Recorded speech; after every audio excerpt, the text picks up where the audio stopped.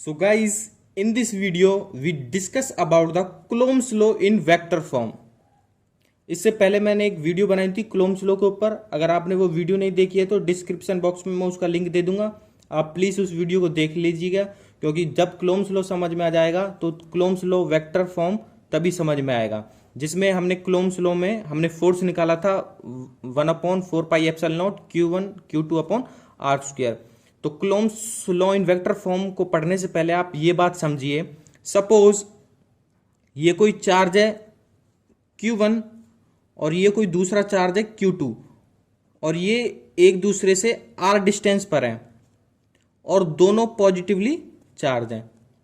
जो ये चार्ज है Q2 वो अपने इस चार्ज की वजह से इस चार्ज पर फोर्स लगाएगा, तो ये चार्ज की जो डायरेक्शन है फोर्स की वो इस डायरेक्शन में रहेगी। यानी जो ये वाला चार्ज है वो इस चार्ज पर फोर्स लगा रहा है, किस डायरेक्शन में?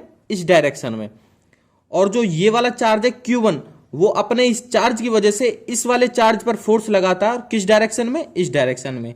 क्योंकि चार्ज हमारे कैसे हैं? सेम है, लाइक चार्ज है, तो एक दूसरे को रिपेल करेंगे।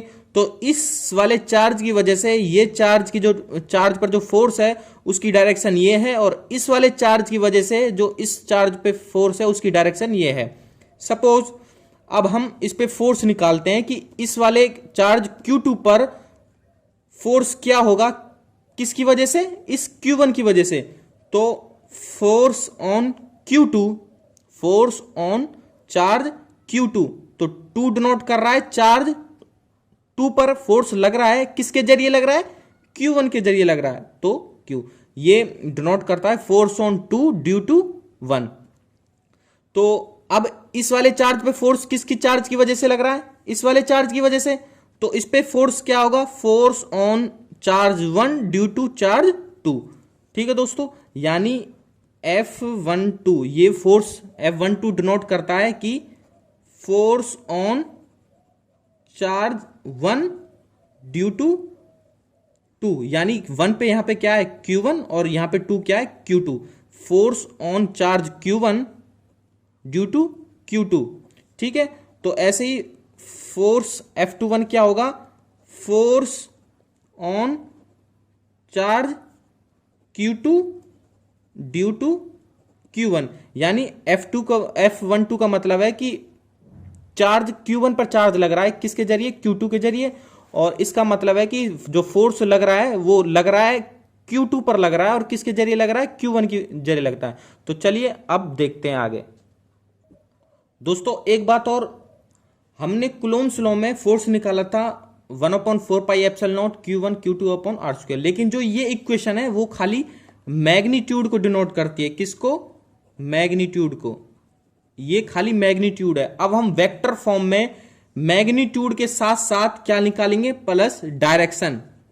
इस फोर्स की डायरेक्शन भी निकालेंगे कि फोर्स जो 2 पॉइंट चार्ज के बीच में लग रहा है वो लग तो रहा है, लेकिन किस डायरेक्शन में लग रहा है उसकी डायरेक्शन भी निकालेंगे। और इसमें हम प्रूफ क्या करेंगे? इसमें हम प्रूफ करेंगे कि जो ये वाला चार्ज Q1 और जो ये Q2 चार्ज है, ये इनके जो फोर्स हैं F12 और F21 ये इक्वल तो होते हैं, यानी F12 फोर्स इक्वल होगा F21 फोर्स के। लेकिन ये इक्वल तो होते हैं लेकिन अपोजिट होते हैं इन डायरेक्शन में, मतलब इक्वल रहेंगे लेकिन डायरेक्शन में अपोजिट रहेंगे। इसका मतलब ये माइनस का होगा, या फिर ये पॉजिटिव का रहेगा तो ये माइनस का होगा, ये अपोजिट डायरेक्शन में रहेंगे। तो चलिए अब वीडियो को स्टार्ट करते हैं।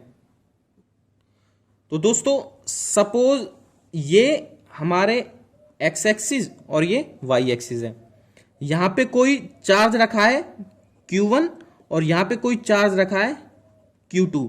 ये ओरिजिन है, ओरिजिन से ये charge Q1 R1 position vector पर है, और ये जो चार्ज है Q2 वो R2 पोजीशन वेक्टर पे है। पोजीशन वेक्टर वो होते हैं जो किस पोजीशन के बारे में बताते हैं, किसी पॉइंट की पोजीशन के बारे में बताते हैं। जो ये R1 है वो ये बता रहा है कि Q1 इस पोजीशन पर है, और ये R2 वेक्टर ये बता रहा है कि ये Q2 चार्ज इस पोजीशन पे है। ठीक है दोस्तों, अब जो ये Q1 चार्ज है, ये Q1 चार्ज इस चार्ज पर फोर्स लगाएगा, Q2 पर, तो ये फोर्स की डायरेक्शन कैसी होगी, इस तरीके से। और जो ये Q2 चार्ज है वो Q1 पे चार्ज लगाएगा, तो इस फोर्स की डायरेक्शन कैसी होगी, इस तरीके से। अब जो Q2 पर जो फोर्स रहेगा वो क्या रहेगा, force on Q2 due to Q1। तो ऐसे ही इस पे फोर्स क्या रहेगा, force on Q1 due to Q2।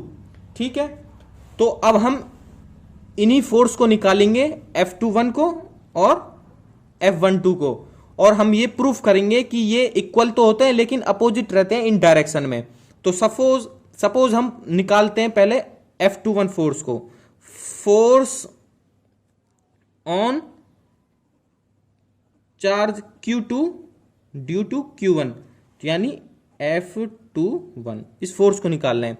Coulomb's law के अकॉर्डिंग क्या था, 1/4 पाई एप्सिलॉन नॉट Q1 और Q2 के बीच चार्ज निकाल रहे हैं, अपॉन आर स्क्वायर था। आपने ये कुलोम्ब्स लॉ में पढ़ा होगा, 1/4 pi epsilon naught Q1 upon Q2 upon R square, ये हमारा फोर्स रहता है। ठीक है, तो ये जो आर स्क्वायर है, आर स्क्वायर मतलब उन चार्ज के बीच में डिस्टेंस, तो हम यहाँ पे फोर्स निकाल रहे हैं, किसके बीच में निकाल रहे हैं, Q1 और Q2।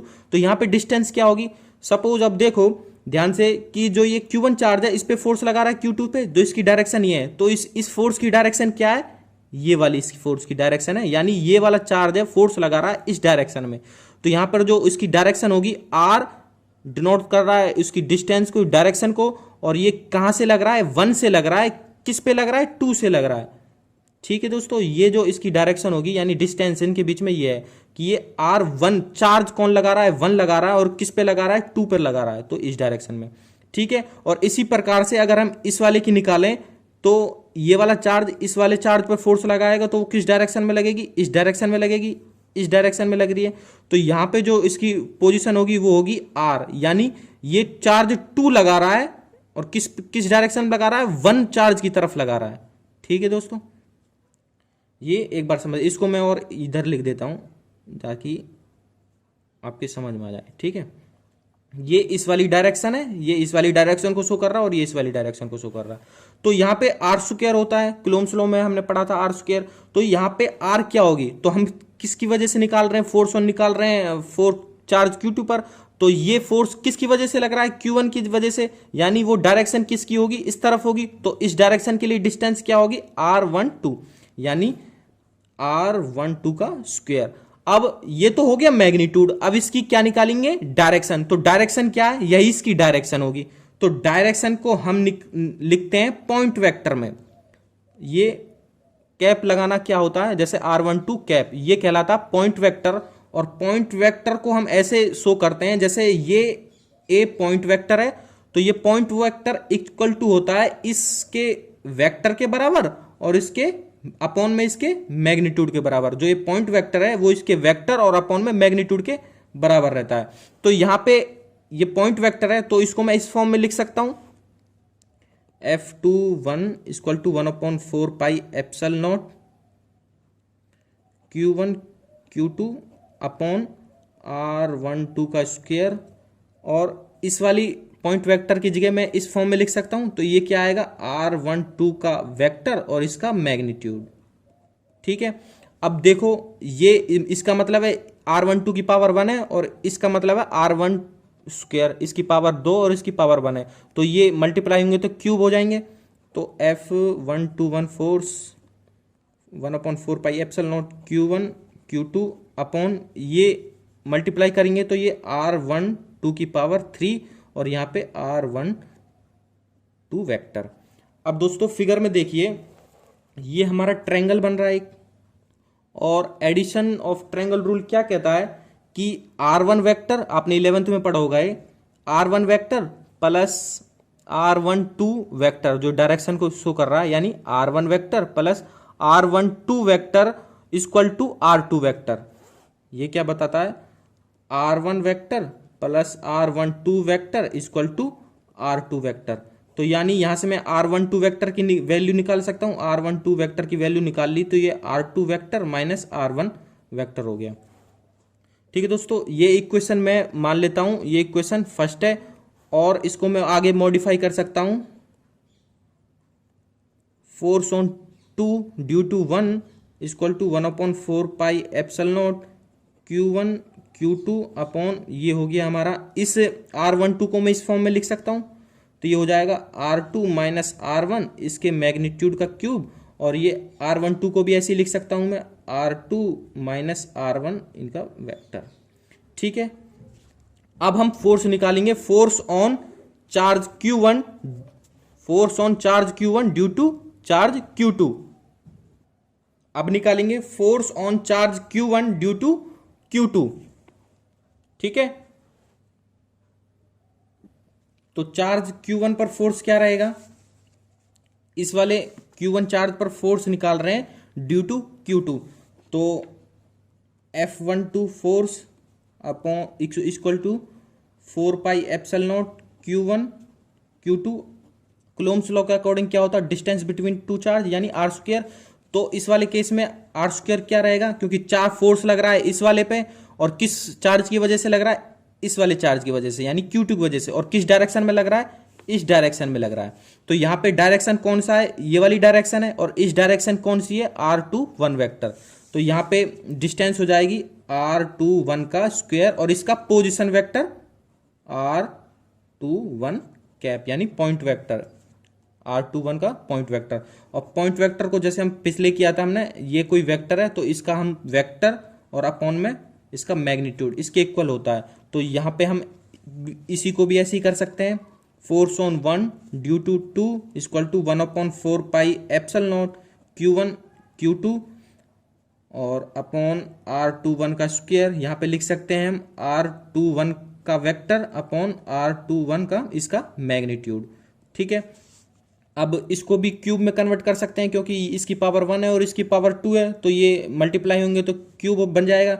तो force on 1 due to 2 1/4 pi epsilon naught Q1 Q2, तो यहाँ पे आ जाएगा R21 का क्यूब और यहाँ पे R21 का वेक्टर। ये इक्वेशन सेकंड मान लीजिए। इसको मैं और आगे मॉडिफाई कर सकता हूँ, क्योंकि आप ट्रायंगल में देखिए, ये एक ट्रायंगल बन रहा है, और एडिशन ऑफ ट्रायंगल रूल क्या कहता है कि पहले हमने निकाला था R1 vector plus R12 vector equal to R2 vector. अब निकालेंगे इस वाली डायरेक्शन के लिए R2 vector plus R21 vector equal to R1 vector, यानी अब निकालेंगे हम R2 vector plus R21 vector equal to R1 vector. तो यहाँ पे मैं इसकी वैल्यू निकाल सकता हूँ, R21 vector equal to R1 vector minus R2 vector.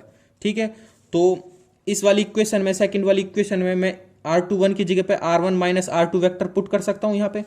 तो पुट कर दीजिए, force on 1 due to 2 equal to 1/4 pi epsilon naught Q1 Q2 upon, यहाँ पे लिख सकता हूँ मैं R1 माइनस R2 इसका क्यूब, मैग्नीट्यूड का क्यूब, और यहाँ पे जो ये हो गया इसको लिख सकता हूँ R1 माइनस R2 वेक्टर।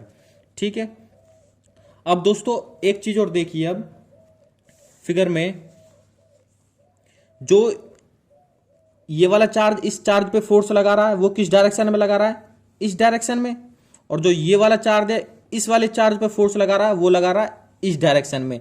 यानी हम ये मान लें कि ये फोर्स इस डायरेक्शन में, ये चार्ज फोर्स लगा रहा है इस डायरेक्शन में, और ये वाला चार्ज लगा रहा है इस डायरेक्शन में। तो ये एक दूसरे की क्या है, अपोजिट डायरेक्शन में है। तो मैं ऐसे लिख सकता हूं कि R12 का vector equal to minus R21 का वेक्टर, क्योंकि ये तो इस डायरेक्शन में जा रहा है और जो ये फोर्स है इसकी डायरेक्शन जस्ट अपोजिट है, मतलब इनकी डायरेक्शन अपोजिट है, तो मैं इनको ऐसे लिख सकता हूं।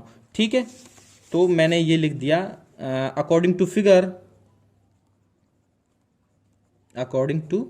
फिगर जो R12 वेक्टर है वो इक्वल टू हो गया माइनस के R21 वेक्टर के, क्योंकि ये वाला फोर्स तो इस डायरेक्शन में लग रहा है और ये वाला फोर्स इस डायरेक्शन में लग रहा है, मतलब डायरेक्शन एक दूसरे की अपोजिट है, तो मैंने ऐसा कर दिया।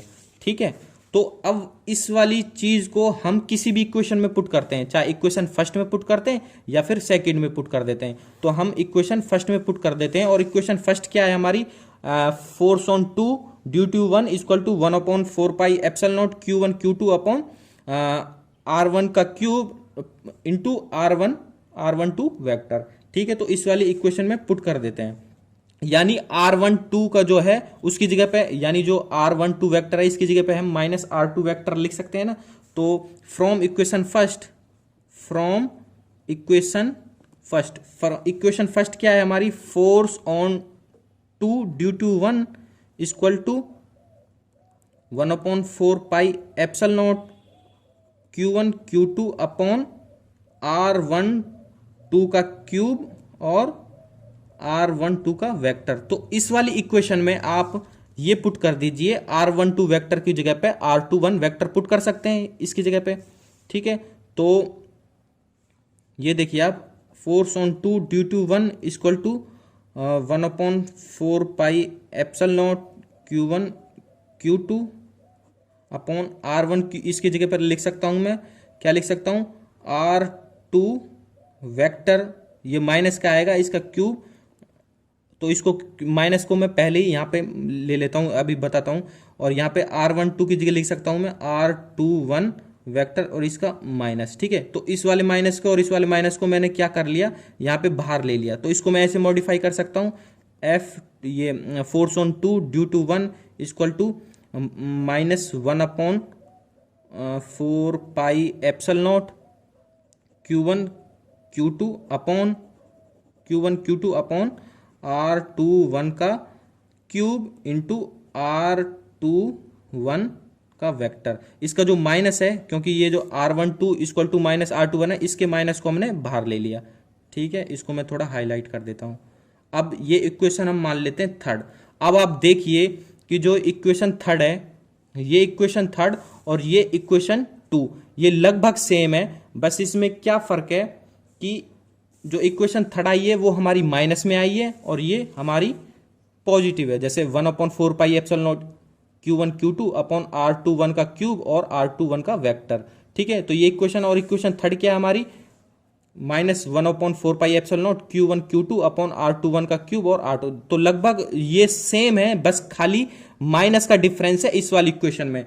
तो हम कह सकते हैं, तो इस, आप देखिए, एक मिनट रुको, आप देखो, from equation second and third, equation second हमारे पास क्या आई थी, इक्वेशन सेकंड हमारे पास आई थी force on 1 due to 2 1/4 pi epsilon naught Q1 Q2 upon r21 का क्यूब और इंटू r21। ये हमारे पास इक्वेशन कौन सी थी, सेकंड इक्वेशन थी। और थर्ड इक्वेशन क्या आई है हमारी, force upon 2 due to 1 minus के 1/4 pi epsilon naught Q1 Q2 upon r21 का क्यूब और इंटू r21 का वेक्टर। यानी ये चीज और ये वाली चीज इसमें सेम है, बस माइनस का फर्क है।